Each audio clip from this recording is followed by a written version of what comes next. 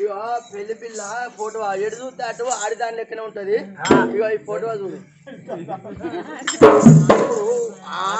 ఆడోళ్ళ ఫోటో ఆడోళ్ళ లెక్కపోతే మొగలు లెక్క.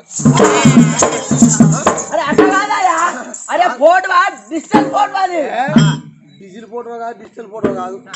ఆడోళ్ళ ఫోటో ఆడోళ్ళ లెక్కకుండా పోతే మొగలు ఎడు చూసిన ఆడోళ్ళ లెక్కకుండా ఏదైనా ఉంటే తెల్లారంగా 5,000కి ఇచ్చుకుందాం, 10,000కి ఇచ్చుకుందాం. 70 మీద వాడద్దు, కూడా ఉండి కొట్టు పడతా.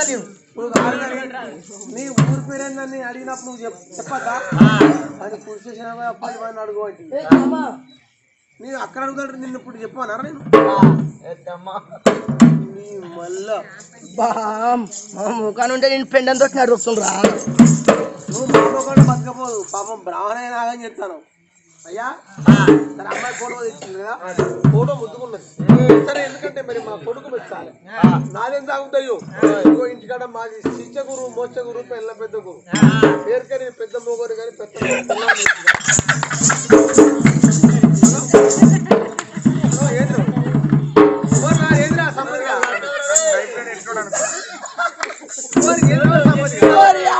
వీడు నన్నే కింతగానే కొట్టిందంటే వీడు ఎంతగల్లా మొగోడు అనుకున్నా.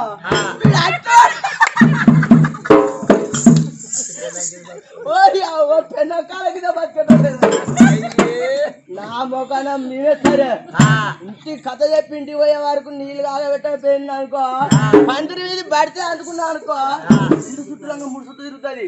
కొబ్బరి నీళ్ళు పట్టుకపోయి పొయ్యిలో పెడుతుంది, నీళ్లు కాగబెట్టి బాత్రూంలో పెడుతుంది. లెక్క పెట్టుడు అనుకో, పడితే అనుకో చుట్టూ తిరుగుడేనే. ఎన్ని చుట్టూ తిరుగుతుందనా? అదరా అంటే గట్టి ఉంచుకోవాలి. ఇదేం కదా ఎందుకురా సంపది అంత ఎందుకు ఫీల్ అవుతారా?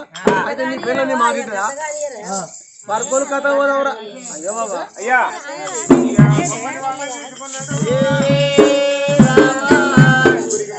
ఇంటికి బయలుదేరి రమ్మా.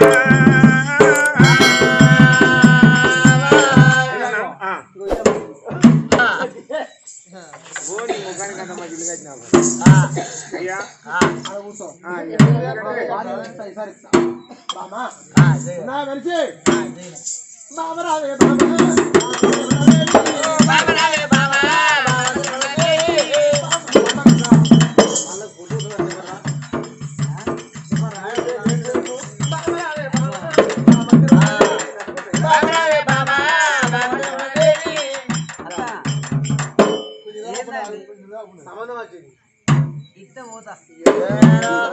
నేను ఏమన్నా ఏడిదే ఇట్ట పోతా.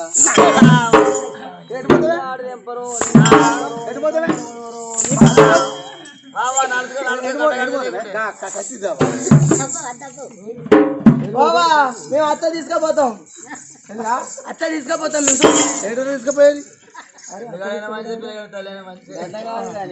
ఆడదానికి చెప్పబోతారు పడదానికి బామ్మది మొగని బామ్మది అంటారా? మొగని బామ్మది అంటే ఇంగ్లీష్ లా తెలుగులా ఏమండి రాండి శ్రీవారు పోండి అని అన్నట్టు చేస్తాదా?